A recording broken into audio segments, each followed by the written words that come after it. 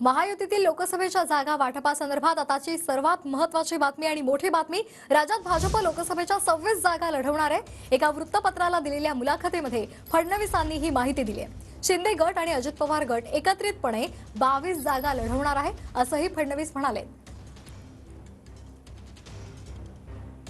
तर यावर एक नजर मारूयात ग्राफिक्सच्या माध्यमातून देवेंद्र फडणवीस नेमकं काय म्हणाले। लोकसभा निवडणुकीसाठी महायुतीचं जागा वाटप जवळपास निश्चित झालंय। भाजप 26 तर शिंदे गट आणि अजित पवार गट एकत्रितपणे 22 जागा लढवणार आहे। महाराष्ट्रातील 48 लोकसभा मतदारसंघाचा सर्व्हे करण्यात आलाय। आमच्याकडे विजयी होणाऱ्या उमेदवारांची माहिती प्राप्त झाली आहे। 2019 मध्ये निवडून आलेल्यांना पुन्हा उमेदवारी देणं ही परंपरा, पण हा अंतिम शब्द नाही। अंतिम निर्णय घेण्यापूर्वी विविध स्तरांवर चर्चा केली जाईल। हिवाळी अधिवेशन झाल्यानंतर लोकसभा निवडणुकीच्या प्रचाराला सुरुवात होईल। तर महायुतीतील लोकसभेच्या जागा वाटपाबाबत आताची सर्वात मोठी बातमी आपण पाहतोय। या संदर्भात अधिक माहिती घेऊयात आमचे प्रतिनिधी गजानन उमाटे यांच्याकडून। गजानन, आपण पाहतोय आता फडणवीसांनी ही माहिती दिलेली आहे। लोकसभेच्या 26 जागा भाजप लढवणार आहे राज्यामध्ये, तर शिंदे गट आणि अजित पवार एकत्रितपणे 22 जागा लढवणार असल्याची माहिती सुद्धा फडणवीसांनी दिली आहे। नक्कीच महाराष्ट्रातील सर्वात मोठा भाजपचा चेहरा म्हणून देवेंद्र फडणवीस यांच्याकडे बघितलं जातं आणि त्यांनी स्पष्ट केलेलं आहे एका वृत्तपत्राला मुलाखत देताना की जागा वाटपाचा महायुतीतला जो फॉर्म्युला असेल तो 26-22चा फॉर्म्युला असेल। म्हणजे 26 जागा जो सर्वात मोठा पक्ष आहे, ज्याचे 105 आमदार आहेत, तो भाजप 26 जागा लोकसभेच्या लढतील आणि उरलेल्या 22 जागा ज्या आहेत त्या शिवसेना आणि राष्ट्रवादी म्हणजे अजितदादा गट लढतील। आता या 22 जागांपैकी 11-11 लढणार आहे की त्यामध्ये कमी जास्त होणार आहे हे स्पष्ट केलेलं नाही। हा एक महत्त्वाचा मुद्दा आणि त्यांनी म्हटलं आहे की या सगळ्या जागा वाटपाच्या बाबत जवळपास एकमत झालेलं आहे तिन्ही पक्षाचं।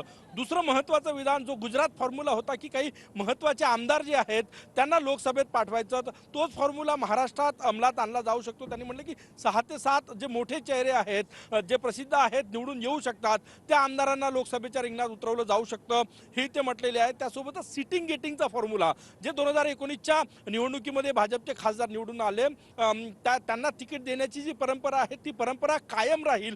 परंतु एक शब्द त्यांनी त्यात वापरला की हा शब्द अंतिम नाही, वरिष्ठांना विचारलं जाईल, केंद्रीय पार्लमेंटरी बोर्डला विचारलं जाईल। त्यामुळे काही खासदारांना सिटिंग गेटिंगचा फॉर्म्युला अंमलात आणता येणार नाही किंवा त्यांना तिकीट मिळणार नाही असं दिसते। परंतु बहुतांश म्हणजे जवळपास 95% पेक्षा जास्त सिटिंग आमदार जे आहेत त्यांना रिपीट करण्याची मानसिकता भाजपने केलेली आहे। ही सगळी मुलाखत जी आहे ती सर्वेचे जे रिपोर्ट्स आले, कारण की 48 लोकसभा मतदारसंघामध्ये भाजपनं सर्वे केला, महायुतीचा सर्वे झाला आणि त्यानंतर या जागा वाटपाचा फॉर्म्युला जो आहे तो ठरलेला आहे। प्रचाराची सुरुवात लवकरात लवकर केली जाणार आहे। म्हणजे आता जानेवारीमध्ये देवेंद्र फडणवीस जे आहे ते सगळे 48 लोकसभा मतदारसंघात यात्रा काढणार आहेत। त्यापूर्वी म्हणजे हिवाळी अधिवेशन संपलं नागपूरचे की त्यानंतर सर्व महायुतीचे सगळे नेते प्रमुख पदाधिकाऱ्यांच्या मतदारसंघनिहाय बैठका होणार आहेत। त्यानंतर देवेंद्र फडणवीस यांची यात्रा होणार आहे। म्हणजे जानेवारीमध्ये प्रचाराचं नारळ फुटलं जाणार असंही त्यांनी सांगितलेलं आहे। कुणातही मतभेद नाही हेही त्यांनी सांगितलं। महत्त्वाचे मुद्दे त्यांच्या मुलाखतीतले आहे की 26-22चा फॉर्म्युला असेल, एकमत आहे, कुणातही मतभेद नाही जागा वाटपाबाबत। दुसरं म्हणजे सिटिंग गेटिंगचा फॉर्म्युला जो आहे तोही त्यांनी त्याबाबतही सांगितलं आणि सगळ्यात महत्त्वाचं 6 ते 7 जे मोठे आमदार आहेत ज्यांची निवडून येण्याची क्षमता आहे। मध्यंतरी सुधीर मुनगंटीवार चंद्रपूरमधून लढणार अशी चर्चा होती। त्यामुळे असे जे मोठे चेहरे आहे, मंत्री आहे, ज्यांची इलेक्टिव्ह मेरिट्स आहे, निवडून येऊ शकतात, त्यांना लोकसभेच्या रिंगणात जे आहे ते पाठवला जाऊ शकतो। एकूणच महायुतीच्या 48 पैकी 40 पेक्षा जास्त जागा निवडून आणण्याची रणनीती जी आहे ती भाजपसह शिवसेना आणि अजितदादा गटाने केलेली आहे। त्यानुसारच जागा वाटपाचा हा फॉर्म्युला आहे 26-22 हा ठरलेला असं दिसतोय।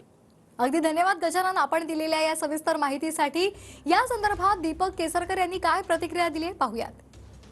जे काय निर्णय होतात ते मुख्यमंत्री उपमुख्यमंत्री एकत्र बसून आणि वरिष्ठांशी त्याबाबत विचारणा करूनच करत असतात।